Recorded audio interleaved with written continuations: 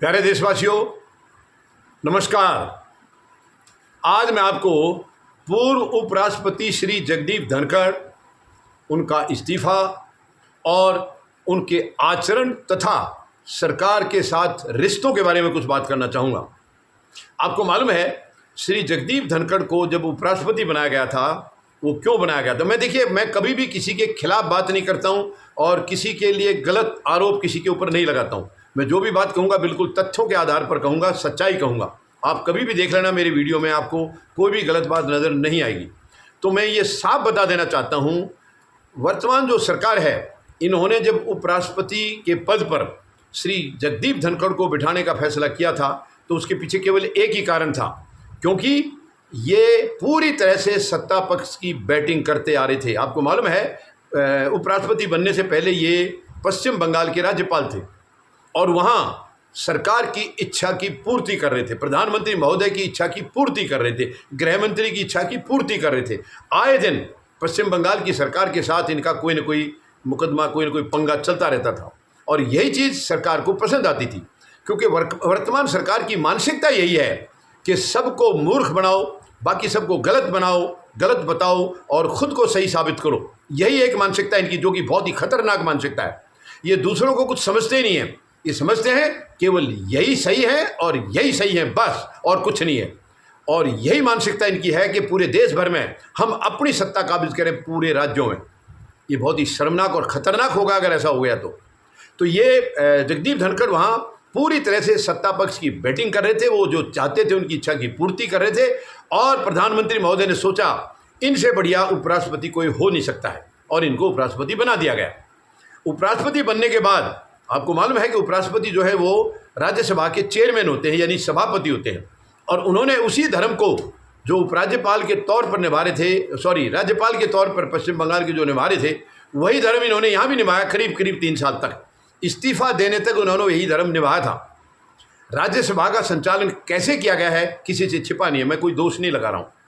राज्यसभा के संचालन में उपराष्ट्रपति श्री जगदीप धनखड़ ये भूल गए कि वो बीजेपी के उपराष्ट्रपति नहीं हैं, वो देश के उपराष्ट्रपति हैं और उनको संवैधानिक पद पर, इतने ऊंचे पद पर बैठ करके ये शोभा नहीं देता है कि किसी एक पक्ष की बात करें, दूसरे को नकार दें, बिल्कुल नकार दें। यही किया उन्होंने विपक्ष को बिल्कुल कुछ भी नहीं समझा है, विपक्ष की कभी बात नहीं सुनते थे और सत्ता पक्ष चाहे गलत भी कहेगा उनकी बात भी सुनते थे, उनको मौका देते थे।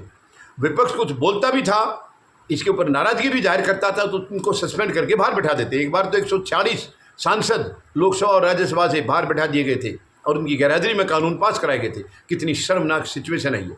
ऐसा आचरण श्री जगदीप धनखड़ का था और आखिर में जब उनको लग गया, यानी 3 साल का टेन्योर ख़त्म होने वाला था, करीब आधे से ज़्यादा 3 साल का पूरा होने वाला था, तो पूरा कार्यकाल अभी 2 साल के करीब उनका बाकी था। तो उनको ये लगने लग गया था कि अगला राष्ट्रपति तो इनको नहीं बनाएंगे। तो इन्होंने, अंतरात्मा ने इनकी ने शायद इनको जगाया और कहा कि अब तुम गुलामी बंद कर दो, निष्पक्ष रहो, न्यूट्रल रहो, मतलब सबको एक समान समझो। यानी जो असली इनका धर्म था, उस धर्म को निभाने में इनका कुछ यकीन आ गया और शायद वही इनके लिए बहुत महंगा साबित हुआ है। कुछ 1-2 मौक़ों पर ऐसा लगा है सरकार को कि शायद उपराष्ट्रपति अब विपक्ष की भी बात सुनते हैं और ये सरकार को गवारा नहीं थी बिल्कुल।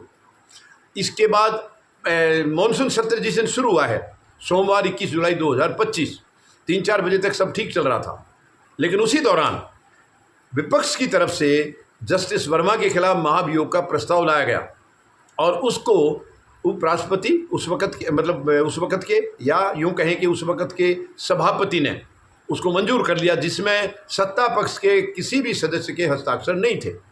बस यहीं से उनके पद की, ये समझ लो कि जाने की कार्रवाई शुरू हो गई है। यहीं से उनको ये सरकार ने ठान लिया कि अब ये हमारे काम के नहीं रहे हैं। और उस दिन आपको मालूम है प्रधानमंत्री महोदय खुद हाजिर थे, लेकिन संसद में केवल 9 मिनट रहे। अपने कार्यालय, जो उनका संसद भवन में इनका कार्यालय है, वहाँ बैठे रहे, मीटिंगों का दौर चला और आखिर में श्री जगदीप धनखड़ को मजबूर किया गया कि वो अपने पद से त्याग पत्र दें। और वो भी क्या कारण बता करके किया है कि उनकी सेहत खराब है। अगर सेहत खराब थी तो क्या इंसानियत प्रधानमंत्री खो चुके थे? उनको क्यों नहीं कहा गया कि नहीं नहीं आपकी सेहत खराब है तो पद पर रह करके सेहत जल्दी ठीक होगी, हम आपका ध्यान रखेंगे, ऐसा कुछ नहीं कहा गया। या उनसे मिलने भी नहीं गए, उनके घर पर भी प्रधानमंत्री मिलने नहीं गए। एक ट्वीट आया वो भी 15-16 घंटे के बाद, जब राष्ट्रपति महोदया, महामहिम राष्ट्रपति महोदया उनका इस्तीफा मंजूर कर चुकी थी, उसके बाद प्रधानमंत्री का ट्वीट आया। वो भी केवल एक दिखावा था और छलावा था, अगर कहें तो वो भी संदेह के घेरे में है।